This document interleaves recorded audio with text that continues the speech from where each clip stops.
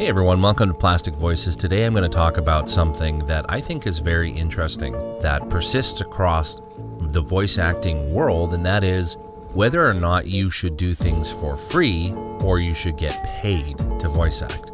Now, right off the hop, I'm going to tell you that my position is that you should do things to get paid, but that it is okay for you to do things for free if it's a passion project.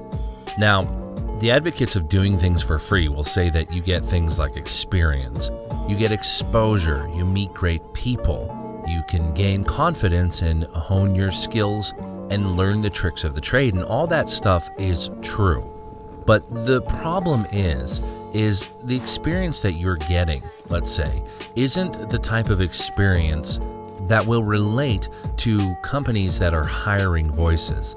So that's a problem. You're working with people that are often amateurs, which is not a bad thing. In fact, sometimes amateurs can have great scripts and great projects, but the problem is that is not often what the paying people are looking for. So you're sort of going into a different sort of subgenre of voice acting. Likewise, with the exposure you're getting is not in association with companies that are well known. You're often getting exposure to a bunch of fans of a fan base, which is great. You might have people that support you and follow you, and it can definitely work for your social media presence, so it's not a bad thing. But again, it's a certain type of exposure. Now, the other points about meeting great people, gaining confidence, honing your skills, and learning the tricks of the trade are all true and are definitely something you can do, but don't rely on it. So the problem that I think people get into is they're like, oh, I'll just do everything for free and then that's what's going to make me successful.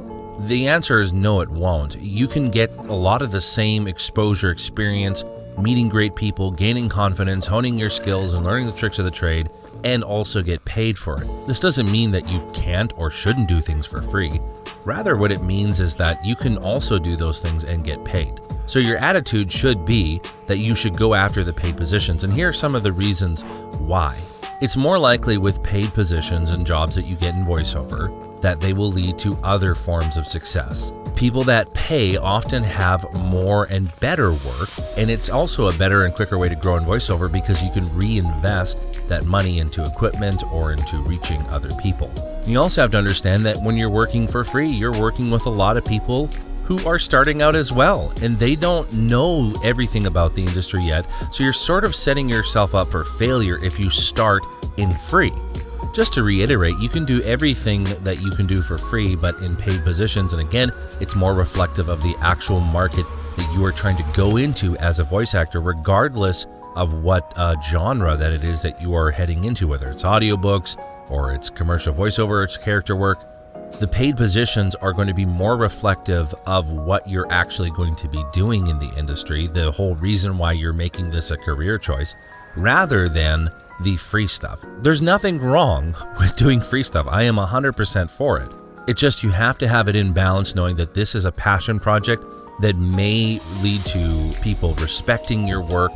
Maybe even somebody happens to see it, but those are often very, very few and far between. Most hiring managers in voiceover are sorting through tons of auditions every single day. They're dealing with so much, they're inundated essentially with people looking for work.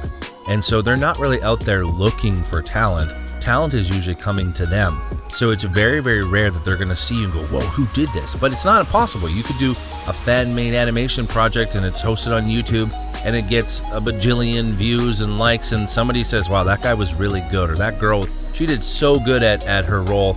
I'm going to reach out and I'm going to hire them for this big project that I have. But that is very, very, very, very, very rare. So don't rely on that. Now, just to throw out some quick tips as how you can get started in voiceover. You know what? Audiobooks is a good place to start. That's where I started. I have over 35 audiobooks, and it really taught me like acting, and it taught me so much because I would get criticism, or I would get told like, oh, you're not doing this right, you got to do this better.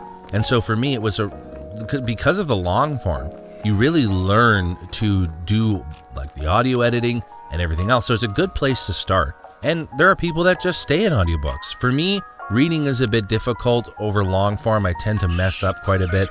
And so audiobooks don't really work for me, but they may work for a lot of people. It doesn't mean I won't do an audiobook. It just means it takes me 5 times longer than someone else. So audiobooks is a great place to start. You can get started on a company called ACX.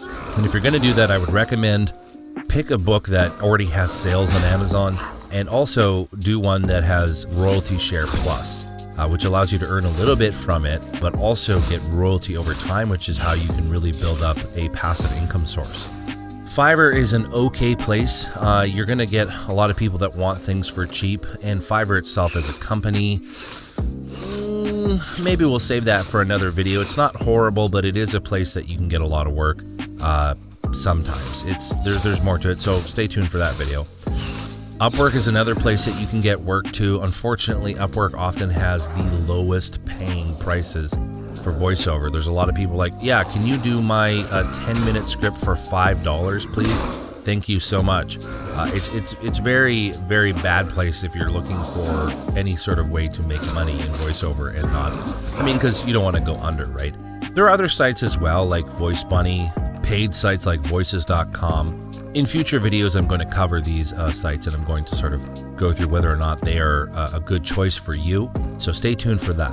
But essentially, to summarize in this video, you can do things for free, but paid is always going to be better because it's going to be more reflective of the experience that you're going to get. And also the thing is like a lot of companies see how much a voice actor is paid as sort of kind of their value. So if someone is paid $50,000, everyone's going to go, whoa, that guy really clearly is deserving of $50,000 for that one commercial.